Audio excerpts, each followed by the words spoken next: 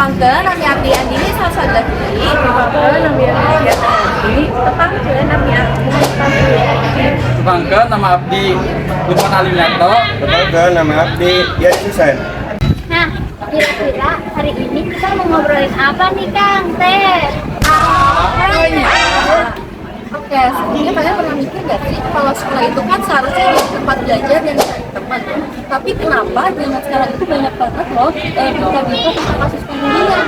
Nah, mirisnya pelaku sama korban ini rata-rata masih seumuran kita dan bahkan masih ada yang SMP atau SD. Wah, miris banget ya. Nah, maka dari itu kita di sini bakal ngobrolin tentang pembulian. Nah, supaya obrolan kita makin terarah, kita langsung aja yuk ke sesi tanya jawab. Baik, sebelumnya Teh Adinda, saya mau nanya nih, sebenarnya apa sih definisi bullying yang paling sering salah kaprah di sekolah? Soalnya banyak yang mikir kalau kita gak main fisik, itu berarti bukan bullying gitu. Terima kasih.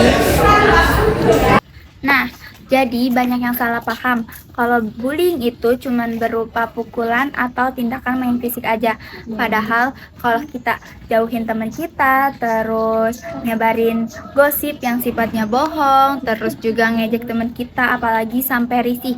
Nah, itu tuh udah masuk ke bullying. Selama ada unsur kesengajaan, terus dilakukannya berulang, terus juga bikin si korban sakit hati, itu bukan lagi cuman sekedar bercandaan, tapi udah masuk ke tindakan bullying. Teh izin bertanya, kenapa sih anak sekolah zaman sekarang tuh kayaknya rentan banget atau malah bangga jadi pelaku bullying?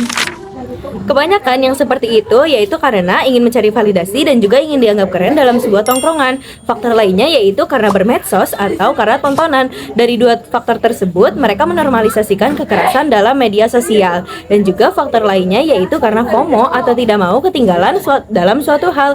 Jadi mereka yang melakukan hal tersebut itu tidak ingin dianggap cupu, atau ketika mereka tidak melakukannya, mereka akan takut ketika mereka ditindas atau dibully tersebut.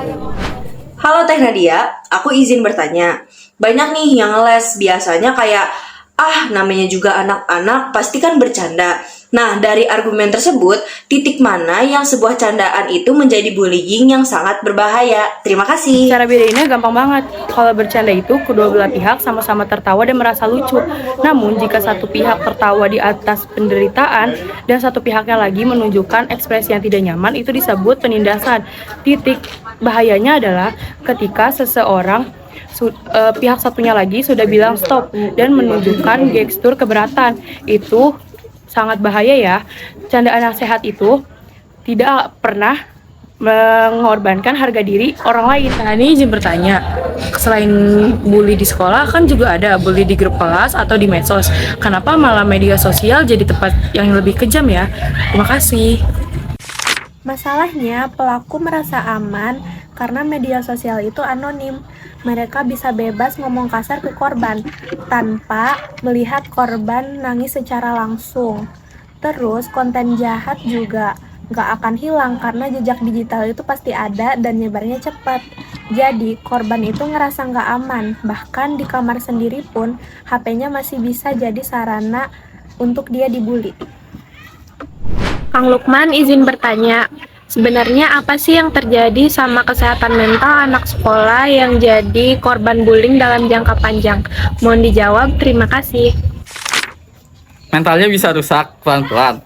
Mulai dari kehilangan percaya diri, lalu merasa cemas ketika menghadapi seseorang, lalu tidak merasa semangat ketika berangkat ke sekolah karena mengingat di sekolah itu dia dibully. Lalu untuk jangka panjangnya, dia akan merasakan trauma yang mendalam, lalu depresi, dan yang paling parah, akan merasa kesepian karena susah percaya lagi sama orang di sekitarnya.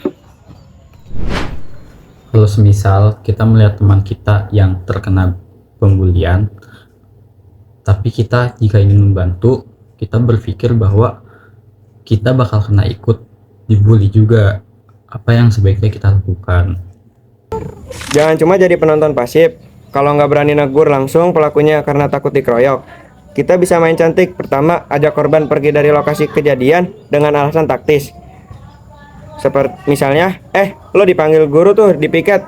Kedua, jadi pendengar yang baik buat dia setelah kejadian. Ketiga, laporkan kejadian itu secara rahasia ke guru yang paling lo percaya atau bisa lewat kotak saran sekolah. Menurut Andin, apa sih evaluasi terbesar sekolah nanganin kasus perundungan selama ini? Sekolah kadang terlalu fokus buat nutupin kasus dan jaga nama baik sekolah dan akreditasi. Seharusnya sekolah punya sistem pelaporan yang rahasia dan aman buat korban, serta memberikan saksi yang jera untuk pelaku, bukan malah memojokkan korban buat pindah sekolah. Ya Aurel izin bertanya, gimana sih cara kita tahu kalau misalnya teman kita atau seorang anak di rumah sedang menyembunyikan kalau dia tuh korban bully ya? Terima kasih. Nah, itu gampang banget perhatiin dari anak tersebut. Yang pertama, yang tadinya dia biasanya ceria itu menjadi pendiam. Terus yang kedua, yang tadinya dia rajin sekolah tiba-tiba cari alasan buat bolos. Terus tiba-tiba jadi sakit sedikit aja dia pengen nggak sekolah.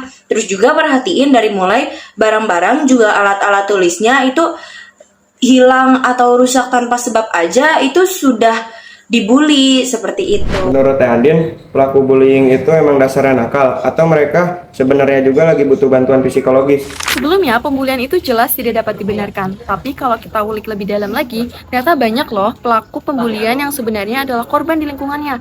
Misal, ia sering mendapat kekerasan, ia kurang mendapatkan perhatian dari orang tua.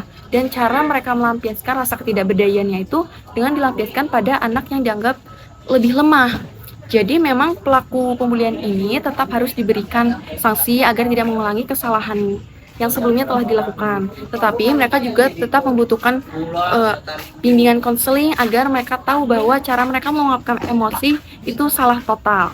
Seperti itu. Teh Andin izin bertanya, apa pesan buat teman-teman kita yang sekarang lagi berjuang pulih dari rasa trauma dibully?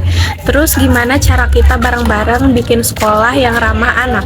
Mohon dijawab, terima kasih. Pesan dari aku, ingatlah bahwa kalian gak lagi sendirian dan trauma itu datangnya bukan dari diri kalian, melainkan dari diri pelaku. Jadi jangan ragu untuk mencari bantuan profesional atau untuk bercerita kepada orang dewasa yang dirasa aman dan amanah. Wah, gak kerasa obrolan kita udah sejauh ini. Jujur dari pembahasan ini, kita juga jadi ngerasa gak sih? Jangan-jangan kita udah pernah bikin orang gak nyaman sama kita. Nah, benar. Maka poin utamanya adalah kita harus peka terhadap teman-teman di sekitar kita, terutama buat kalian yang sedang menonton video ini atau kalian merasa tertekan karena dibully. Kamu berhak bahagia, kamu berharga. Nah, mulai sekarang jangan takut buat speak up dan cerita ke orang yang kamu percaya. Oke, jadi segitu aja obrolan kita hari ini. Ingat, keren itu melindungi, Bukan menindas. Cukup sampai sekian. kita pamit undur diri. Bye bye.